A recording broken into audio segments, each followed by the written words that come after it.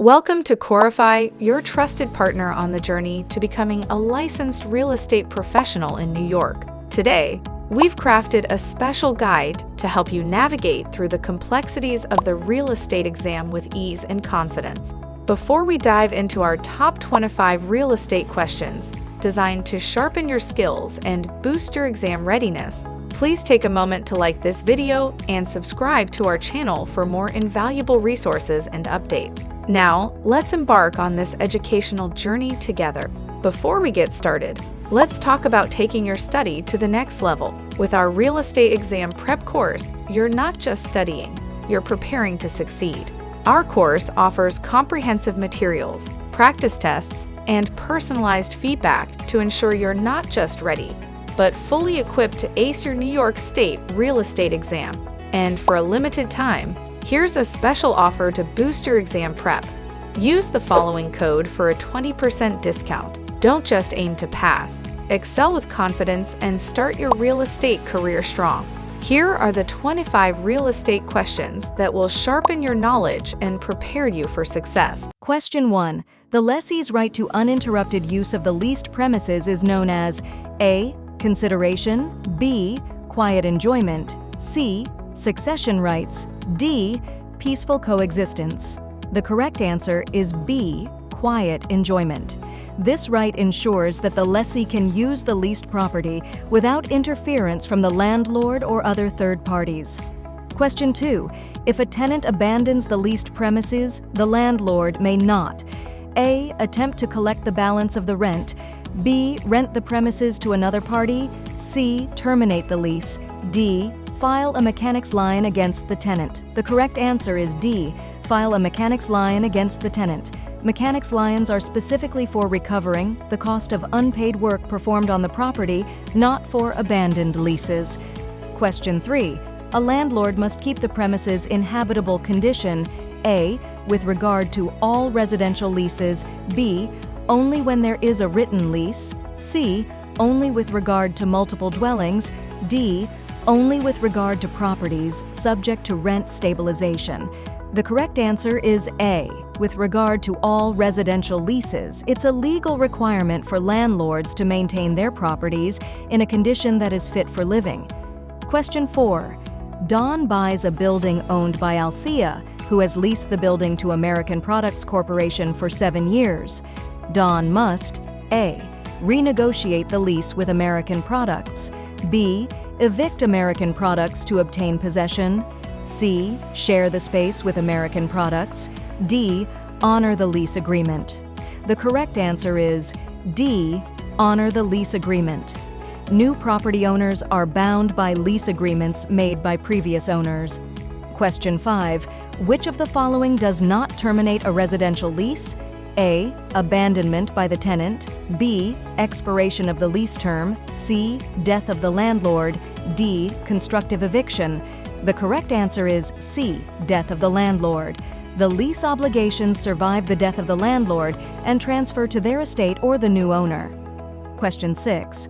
Under a residential lease, if the lessor does not provide habitable premises, the lessee can claim A. Eviction, B. Constructive eviction, C. Habitability damages, D. Mitigation of damages. The correct answer is B. Constructive eviction. This occurs when a tenant is forced to leave because the landlord failed to provide livable conditions. Question 7. The warranty of habitability provides A. For a security deposit for all leases for more than 1 year, B. That oral leases are not enforceable in court, C. That the tenant must keep the apartment in good repair, D. That the landlord must provide services such as heat and hot water. The correct answer is D. That the landlord must provide essential services to keep the property habitable. Question 8.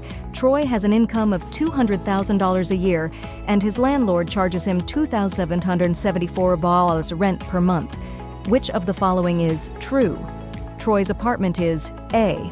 Not subject to deregulation, B. Subject to deregulation, C. An example of the right of succession, D. May be converted to a condo in the near future. The correct answer is A. Not subject to deregulation. the apartment remains under regulation, not meeting the criteria for deregulation based on income and rent levels. Question 9. Manny lists his house for $175,000. Jane makes a written offer of $164,500, which Manny accepts. Under this agreement, A. Manny was the offerer. B. Jane was the offeree. C. There was a meeting of the minds. D. A unilateral contract was created. The correct answer is C. There was a meeting of the minds. This term indicates that both parties agreed on the terms of the contract, essential for its validity. Question 10. Compensation awarded for losses due to breach of contract is called A. Rescission, B. Compensatory damages, C. Forbearance, D. Equitable consent. The correct answer is B. Compensatory damages. These are awarded to cover actual losses and return the injured party to the position they were in before the contract breach. Question 11. An automatic renewal clause in a lease. A is not allowed on rent-stabilized apartments. B is granted every tenant in a building with 4 or more units. C is illegal in New York State.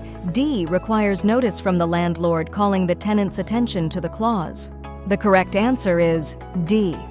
Automatic renewal in a lease means the lease renews unless terminated, and landlords should notify tenants of this to avoid misunderstandings. Question 12. The seller agrees to accept an amount 20% higher than what the buyer had offered. Which of the following applies? The A. Communication created a bilateral contract. B. Seller accepted the buyer's offer. C. Seller conditionally rejected the buyer's offer. D. Seller rejected the buyer's offer and has made a counteroffer to the buyer. The correct answer is D. A counteroffer is a rejection of the initial offer and the presentation of a new offer. Question 13. Samuel is 17 and is purchasing a beach house using inheritance funds. The sellers sign a contract with him, but Samuel backs out of the contract. This contract is A. Executed, B. Voidable by the seller, C. Voidable by Samuel, D. Illegal. The correct answer is C.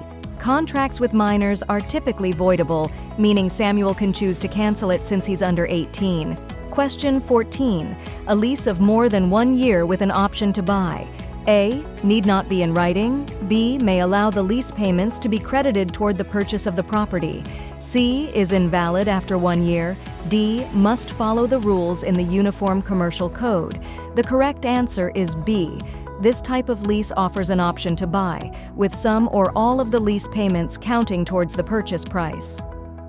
Question 15. Frank signs a contract to purchase a property for his daughter who does not want it. Frank's son says that he will take it. The contract is amended with Frank's son as the purchaser. This is A. Counter-offer, B. Installment contract, C. Assignment, D. Contingency. The correct answer is C.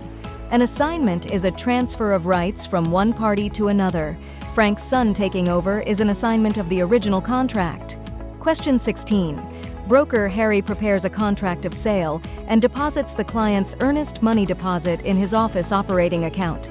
Harry, A. is illegally commingling the deposit money. B. has done nothing wrong.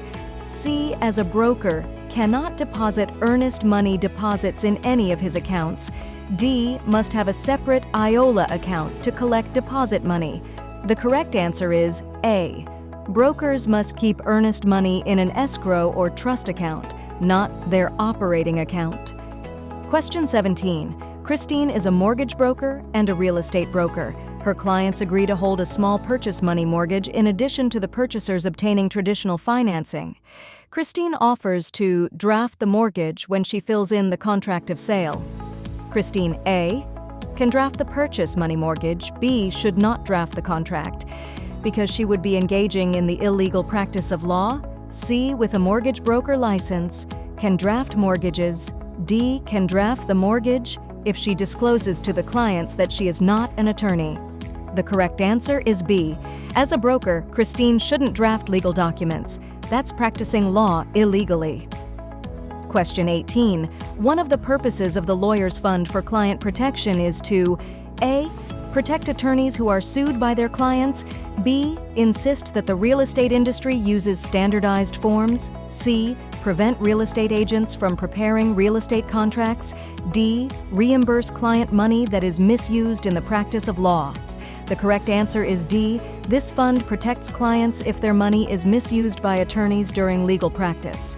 Question 19. Information that a broker need not verify with the client seller is A. Availability of the property after closing. B. Personal property that will not be included in the purchase price. C. Composition of the family that is purchasing the property. D. Availability of the prior deed, title, and survey. The correct answer is C. A broker doesn't need to verify the family composition of buyers. It's also discriminatory. Question 20. Cameron, a real estate agent, completes a fill-in-the-blanks contract of sale. Neither the local board of realtors nor the local bar association approves the contract. Cameron: A. Cannot legally fill in this contract. B. Can use the contract if it contains an attorney approval clause. C. Can fill in the contract but cannot collect the deposit. D. Can use a binder but not a contract of sale. The correct answer is B. Even if not approved, a contract is valid with an attorney approval clause. Question 21. At the listing presentation, Royce asks her sellers for a number of documents that will assist with the closing. These documents will not include A. The prior deed. B. The prior title search. C. The seller's credit report. D. A copy of the water bill if applicable. The correct answer is C. Credit reports aren't part of the typical listing presentation.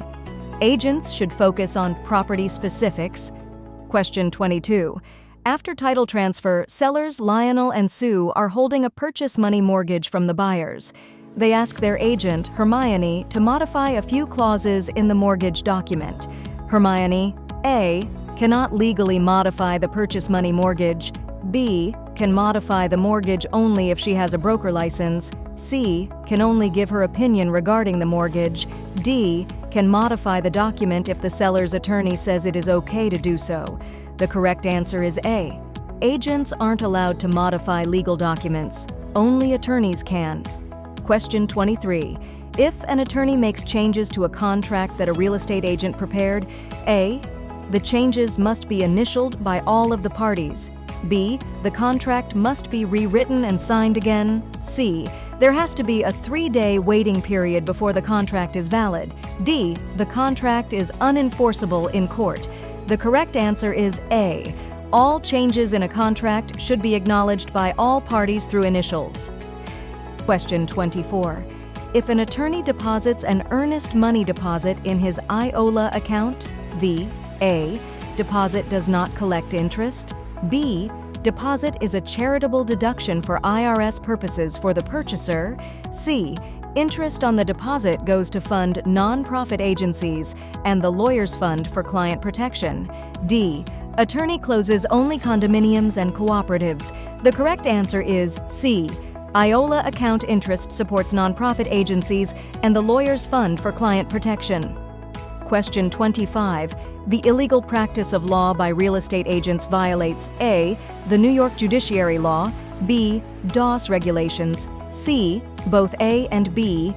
D. Agency law. The correct answer is C. Practicing law without a license is a serious violation, possibly encompassing multiple areas. Thank you for joining us for this educational session. Before we wrap up, let's consider how you can elevate your exam preparation even further. With our real estate exam prep course, your study becomes a pathway to success. And now, for a limited time, we're making this journey more accessible for you. Use the following code at checkout to receive a 20% discount on our exam prep course. This is your chance not just to pass, but to excel with confidence and begin your real estate career on solid ground. Don't forget to share this video with friends who are also on their journey to becoming real estate professionals. Subscribe to our channel for more practice tests and resources to ensure your success. We're committed to helping you pass your real estate exam with flying colors. See you in the next video.